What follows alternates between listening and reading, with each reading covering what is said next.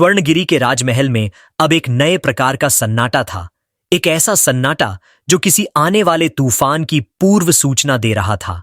राजकुमार आर्यन, जो अब व्यापारी विक्रम बन चुका था, महल के मुख्य प्रांगण में अपने सामान के साथ खड़ा था।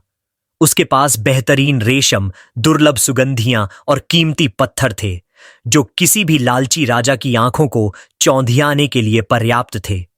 महेंद्र सिंह, जो अब विलासिता और सत्ता के नशे में चूर था, सिंहासन पर बैठा नए व्यापारी का निरीक्षण कर रहा था।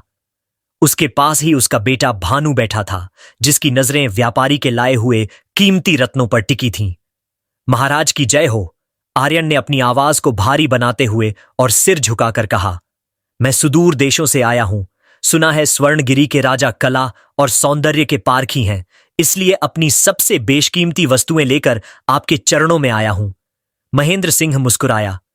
तुम सही जगह आए हो व्यापारी, दिखाओ क्या लाए हो। आर्यन ने एक एक करके मलमल और इत्र की शीशियां खोलनी शुरू की। पूरा दरबार एक अलौकिक खुशबू से महक उठा। भानु ने एक चमकीला नीलम हाथ में लेते हुए कहा, पिताजी, यह तो अद्भुत है, हमें यह सब खरीद लेना चाहिए। व्यापारी बने आर्यन ने चतुराई से कहा, हुजूर, ये वस्तुएं केवल धन से नहीं बल्कि सम्मान से बेची जाती हैं। मैं यहां कुछ दिन रुकना चाहता हूं ताकि आप आराम से इनका चयन कर सकें। तभी वहां चाची सुलेखा का प्रवेश हुआ। वह हमेशा की तरह अहंकारी और क्रूर दिख रही थी। उसे अपनी सत्ता का प्रदर्शन करना बहुत प्रिय था। उसने जब एक अजनबी व्यापारी को देखा तो उसके मन में अपनी श्रेष्ठता दिखाने की इच्छा जागृत हुई। क्या हमारे मेहमान को जलपान कराया गया? सुलेखा ने कड़क आवाज में पूछा। फिर उसने एक दासी की ओर देखा। जाओ, उस पागल छोकरी को बुलाओ। हमारे मेहमान आए हैं, उनके पैर धोने का काम आज वही करेगी। आर्यन का दिल एक पल के लिए थम गया। वह जानता था कि पागल छोकरी से उनका तात्पर्य अनन्या से है। कुछ ही देर बाद एक दुबली पतली आकृति दरबार में दाखिल हुई। उसके कपड़े फटे पुराने और मैले थे, चेहरे पर राख और धूल जमी थी और बाल उलझे हुए थे। वह अपनी नजरें जमीन पर झुकाए हुए थी। यह अनन्या थी, वही राजकुमारी जो कभी फूलों की तरह कोमल थी, अब सूखी लकड़ी की तरह बेजान लग रही थी। सुलेखा ने चिल्लाकर कहा, ए दासी, जल्दी आ, इस व्यापारी के पैर धो। देख क्या रही है? अनन्या चुपचाप पानी का पात्र लेकर आर्यन के पैरों के पास बैठ गई। उसने एक बार भी ऊपर नहीं देखा। जैसे ही उसने अपने कांपते हाथों से आर्यन के पैर छुए, आर्यन को एक सिहरन महसूस हुई। उसने देखा कि अनन्या के हाथों में काम करने की वजह से छाले पड़े हुए थे और उसकी उंगलियां ठंड से नीली पड़ गई थीं। आर्यन की आंखों में आंसू आने ही वाले थे, लेकिन उसने खुद को संभाला। वह उसे पहचान चुका था। अनन्या के गले में अभी भी वह छोटा सा काला धागा था जो उसने बचपन में पहना था। अनन्या ने जब पानी डाला तो उसकी एक बूंद आर्यन के घाव, जो बचपन में खेलते समय लगा था, पर पड़ी। अनन्या का हाथ एक पल के लिए ठिठका। उसने उस निशान को देखा, पर उसे लगा कि यह शायद उसका भ्रम है। पैर धोने के बाद सुलेखा ने उसे दुत्कारते हुए कहा, अब जा यहां से, रसोई में बहुत काम पड़ा है। अनन्या बिना कुछ बोले बोझिल कदमों से वहां से चली गई। रात हो चुकी थी। राजा महेंद्र और व्यापारी के बीच व्यापार की लंबी बातचीत चली। महेंद्र इस बात से खुश था कि उसे सस्ते दाम में कीमती रत्न मिल रहे थे। उसने व्यापारी को मेहमान खाने में रुकने का आदेश दिया। जब पूरा महल गहरी नींद में सो गया, तब व्यापारी अपनी कोठरी से बाहर निकला। उसने अंधेरे का फायदा उठाते हुए महल के उन हिस्सों की ओर रुख किया जहां नौकरों के रहने की जगह थी। उसने एक पहरेदार को कुछ स्वर्ण मुद्राएं देकर यह पता लगा लिया कि अनन्या कहां सोती है। महल के सबसे पिछले हिस्से में एक टूटे हुए अस्तबल के पास एक छोटी सी अंधेरी कोठरी थी। वहां न खिड़की थी, न ही कोई बिस्तर। आर्यन ने धीरे से दरवाजा खटखटाया। भीतर से डर भरी आवाज आई, कौन है? मुझे छोड़ दो, मैं सुबह सारा काम कर दूंगी। कृपया मुझे मत मारो। आर्यन का कलेजा मुंह को आ गया। उसने धीरे से अंदर प्रवेश किया। अनन्या जमीन पर पुआल पर सो रही थी और ठंड से कांप रही थी। जैसे ही उसने एक साये को अपनी ओर आते देखा, वह दीवार से चिपक गई। मुझसे डरो मत अनन्या, आर्यन ने फुसफुसाते हुए कहा।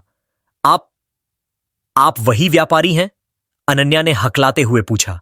कृपया चले जाइए, अगर चाची ने देख लिया तो वे आपकी जान ले लेंगी। आर्यन ने अपने चेहरे से वह नकली दाढ़ी हटाई और पास रखे एक छोटे से दिए की मध्यम रोशनी में अपना चेहरा दिखाया। क्या तुम सच में मुझे नहीं पहचानती? क्या वह संगीत का वादा झूठा था? अनन्या की आंखें फैल गईं। वह फटी फटी नजरों से उसे देखने लगी। आर्यन, नहीं, यह संभव नहीं है। तुम यहां इस नर्क में? आर्यन ने उसके पास बैठकर उसके हाथ अपने हाथों में ले लिए। मैं तुम्हें लेने आया हूं। मैंने तुम्हारा संगीत सुना था अनन्या। मुझे तभी शक हो गया था कि तुम संकट में हो। अनन्या बिलख बिलख कर रोने लगी। उसने अपनी सारी आपबीती सुनाई। कैसे उसके माता पिता को मारा गया, कैसे उसके चाचा ने गद्दी हथिया ली और कैसे उसे रोज प्रताड़ित किया जाता है। आर्यन की मुट्ठियां गुस्से से खिंच गईं, लेकिन वह जानता था कि यह लड़ने का नहीं बल्कि यहां से निकलने का समय है। हमें अभी निकलना होगा, आर्यन ने दृढ़ता से कहा। मेरे घोड़े महल के पिछले द्वार पर तैयार हैं। मेरे कुछ वफादार सैनिक जंगल में प्रतीक्षा कर रहे हैं। अनन्या डरी हुई थी। लेकिन अगर हम पकड़े गए तो? हम नहीं पकड़े जाएंगे, विश्वास रखो। आर्यन ने उसे ढांढस बंधाया। जाने से पहले आर्यन ने अपने पास मौजूद एक कागज और कलम निकाली। उसने एक पत्र लिखा जिसमें उसने महेंद्र सिंह के सारे पापों का कच्चा चिट्ठा खोल दिया और यह भी लिख दिया कि अब स्वर्णगिरी की असली वारिस सुरक्षित है। उसने वह पत्र अनन्या की कोठरी के बाहर एक पत्थर से दबाकर रख दिया ताकि सुबह होते ही वह सबकी नजरों में आए। वे दोनों अंधेरे का सहारा लेकर सुरक्षा प्रहरियों की नजरों से बचते हुए पिछले दरवाजे तक पहुंचे। अनन्या के कदम डगमगा रहे थे, लेकिन आर्यन का हाथ उसे सहारा दे रहा था। जैसे ही वे घोड़ों पर सवार हुए, अनन्या ने आखिरी बार अपने महल की ओर देखा। उसकी आंखों में अब डर नहीं बल्कि प्रतिशोध और उम्मीद की चमक थी। चलो अनन्या, एक नई सुबह हमारा इंतजार कर रही है, आर्यन ने कहा और घोड़ों को सरपट दौड़ा दिया। अगली सुबह जब सूरज की पहली किरण स्वर्णगिरी के कंगूरों पर पड़ी तो महल में हड़कंप मच गया। राजकुमारी गायब थी, व्यापारी नदारद था और कोठरी के बाहर वह पत्र फड़फड़ा रहा था जो महेंद्र सिंह के साम्राज्य की नींव हिलाने वाला था। अंधेरी रात के सन्नाटे को चीरते हुए दो घोड़ों के खुरों की आवाज स्वर्णगिरी की सीमाओं से दूर जा रही थी। राजकुमार आर्यन और राजकुमारी अनन्या अब आजाद थे, लेकिन यह आजादी केवल एक लंबी लड़ाई की शुरुआत थी। अनन्या के मन में अपने माता पिता की यादें और उन पर हुए जुल्मों की टीस एक साथ उठ रही थी। जब सुबह की पहली किरण फूटी तो वे चंद्रपुर राज्य की सीमाओं में प्रवेश कर चुके थे। चंद्रपुर के प्रहरी अपने राजकुमार को एक दासी जैसी दिखने वाली लड़की के साथ देखकर हैरान थे, लेकिन आर्यन की आंखों में एक ऐसा तेज था जिसने सबको झुकने पर मजबूर कर दिया। महल पहुंचते ही राजा प्रताप सिंह, आर्यन के पिता, दौड़ते हुए बाहर आए। उन्होंने जब फटे कपड़ों में अनन्या को देखा तो उनकी आंखों में आंसू आ गए।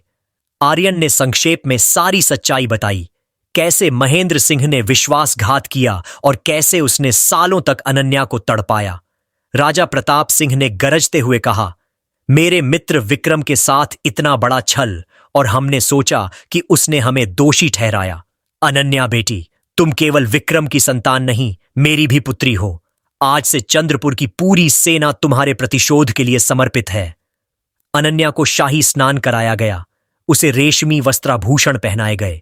जब वह तैयार होकर दरबार में आई तो उसकी सुंदरता और गरिमा साक्षात देवी जैसी लग रही थी।